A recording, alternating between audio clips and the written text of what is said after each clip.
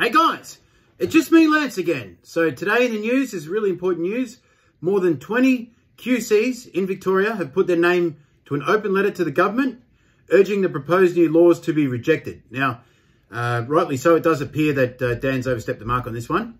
So more than 20 of the state's top QCs have come forward and put this open letter to the government, which is basically putting them on notice. You know, it's an implied threat there. So if the government ignore their pleas, you'd have to imagine that they're going to take some sort of legal action against the government, because it does appear that the government have overstepped the mark. But the reason why I'm doing this video is because this is what I've been trying to tell people for about 2 years now, right? And I've got a lot of hate and, you know, police complaints and legal threats, because I've been sitting here screaming at this phone like a spoiled little kid having a tantrum, telling you guys, don't donate. All the crowdfunding lawyers, all the things that you see on social media proposing to sue the government and challenge the government, they're all been fake. And you'll know that now because most of them haven't been to court. The few that did get to court were thrown out straight away, which is what I've been trying to tell everyone for all this time.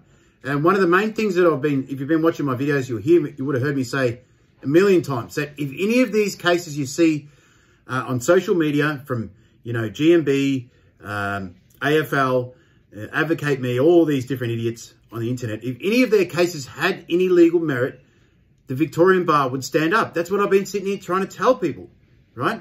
That the Victorian bar would stand up. If the government were doing something they shouldn't, right? Proper lawyers would stand up, take action. They wouldn't announce it on social media. They wouldn't give you a rolling commentary on social media. They certainly wouldn't have a fucking GoFundMe up and crowdfunding for it. They would just do it, right? So that's what I've been sitting here trying to tell people, right? That lawyers aren't all bad. And lawyers will stand up when they need to. When a case has merit, right? When a case actually has merit, right? Now, a lot of people don't know what I mean when I say that, you know, with Serene's, you know, 3 or 4 different class actions, proposed class actions, I said that if any of them had any merit, right, you know, the Victorian bar or a big firm funded by hedge funders would take over the cases, right? And they haven't, right? So, and then people are like, what do you mean it doesn't have any merit? What do you mean it doesn't have any merit? You know, mask mandate or this mandate or that mandate. And what I mean by merit is merit in law. Not whether you think it's unfair. I'm saying if it had any merit, as in, does it have any chance of success in court, right? And none of these cases did have any chance of any success. So to all the people that donated millions, literally millions of dollars, to all these scumbag lawyers, Peter Matook, all these scumbag, bottom-feeding, ambulance-chasing lawyers, to all those people, you have been deceived. So please share this one around, and hopefully some of the people that donated to Advocate Me and all these crowdfunding, scamming lawyers will wake up and realise what I've been saying. And to all the people that have been hating me all this time, just remember, what have I been saying? If these cases had any merit, the Victorian bar would stand up to the government, right? Lawyers are not scared to stand up to the government. That's another thing, one of the really common comments that I'll see is that, oh, you know, all the other lawyers haven't got the guts to stand up against the government. They're corrupt, this, that. They're in their pocket, all these type of claims. And people think it's only the lawyers like Serene and Peter Matook and GMB lawyers have the guts to stand up against the government. I'm like, no, that's not it.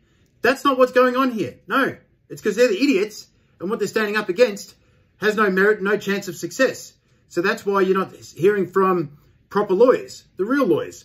Well, today, you've seen that. More than 20 QCs have put their name to this open letter, right, to the government. So they've stood up. The second the government has overstepped the mark, as it appears maybe they have. I don't know, I'm not a fucking lawyer. And so the second that the government have done the wrong thing, you've seen the Victorian bar, just like I've been sitting here screaming at this phone for over a year, probably going on 2 years now, sorry. They've stood up to the government. So that's the end of that. And I hate to say I told you so, but I did tell you so. So I'll leave it at that, and please share this around and let everyone know this is good news. This is good news. So everyone can have their faith restored in society and the legal system, that there is great lawyers out there, top QCs, that will step in and stick up for the people if they think that the government have overstepped the mark. And that's exactly what you're seeing here today. You're seeing good lawyers doing the right thing and standing up to the government and not asking the public for money, not giving a rolling commentary on their daily Facebook lives, none of that shit, right? So all the lawyers that you've seen online, all the ones I just named and many others, they are nothing but scammers who have, you know, used this situation to bolster their career, get their name out there, because beforehand, nobody knew them, they didn't have any success, and they didn't make any money. I mean, Case in point, Serene Tefaha, before all this, wasn't even paying GST, which means, right, that she was making under $70,000 a year, which means she was earning less money than a legal aid lawyer, which means she was probably the lowest paid lawyer in Victoria. And then people gave her about $1 million thinking that she was the lawyer to stand up against the government. It's not how it works. And today, go read the article. I'll find the article. I'll post it up. I'll post it in the comments to here. So you could all have your faith restored in the legal system, in the whole system, in fact, the whole judiciary, that you'll see that I was right all along, that when the government oversteps the mark, good lawyers will stand up for your rights, right? And all the ones you see on social media, I bet you most of these QCs, if not all of them, don't even have social media, because real lawyers don't even go on social media. I happen to know many of them. They hate social media. They think it's stupid because they're taking action. They're not dribbling shit like Serene and Peter Matuk and Nathan Buckley from GMB and AFL solicitors. Those people are idiots. Those people are profiteering from this disaster, and they are giving people false hope, giving people the idea that maybe they can fight the government and win, but it's not how it bloody works. You can't just throw money at a situation and it's going to fix it just because you don't, just because you don't like a particular law doesn't mean you can throw money at some crowdfunding lawyer and that's going to fix the problem. It's not how the system works. The system works pretty good, and I think today's really good evidence of that, because we've seen more than 20 of the state's top QCs come forward and stick up for your rights, and they haven't started a GoFundMe and begged you for donations. So I'll leave it at that. Share this around. This is good news.